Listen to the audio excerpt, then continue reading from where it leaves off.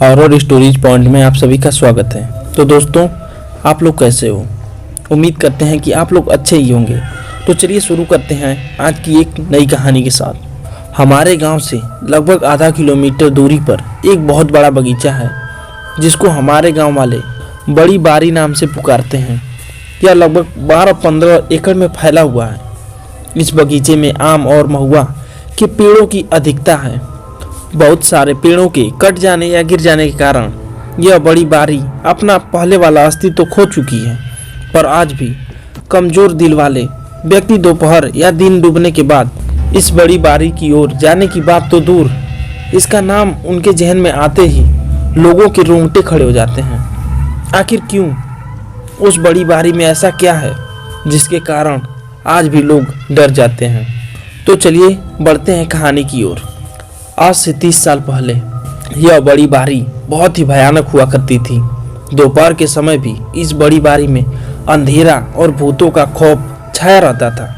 लोग आम तोड़ने या महुआ बीनने के लिए कई लोगों के साथ उस बाग में जाया करते थे। सिर्फ 1-2 लोग ही ऐसे थे जिन्हें अपनी हिम्मत पर पूरा भरोसा था। वे कभी कभी अकेले भी चले जाते, कभी कभी लोगों के साथ भी चले जाते थे।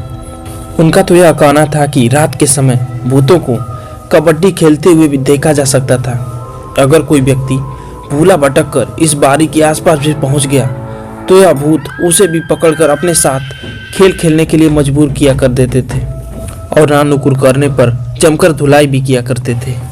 और उस व्यक्ति को तब छोड़ते थे जब वह यह बात कबूल करता था कि वह उनके साथ खेल खेलेगा।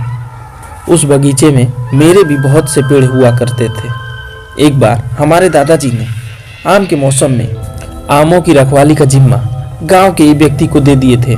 लेकिन कहीं से दादाजी को पता चला कि वह रखवाली करने वाला 2-3 लोगों के साथ मिलकर आम तोड़ लिया करता था। एक दिन हमारे दादाजी ने छिपकर सही और गलत बात का पता लगाने की सोची। रात को खा पी कर एक डंडा और टार्च लेकर हमारे दादाजी उस भयानक और भूतों के साम्राज्य वाले बगीचे में पहुंचे। उनको कोने वाले पेड़ के नीचे एक व्यक्ति दिखाई दिया। दादाजी को लगा कि यही वह व्यक्ति है जो आम तोड़ लेता है। दादाजी ने आओ देखा न ताओ और उस व्यक्ति को पकड़ने में लग गए और वह व्यक्ति भागने लगा। दादाजी उसे दौड़ा रहे थे और चिल्ला रहे थे कि आज तो तुझे पकड़कर ही मानूंगा। तू कितना भी भाग ले, मैं तुझे छोड़ने वाला नहीं हूँ।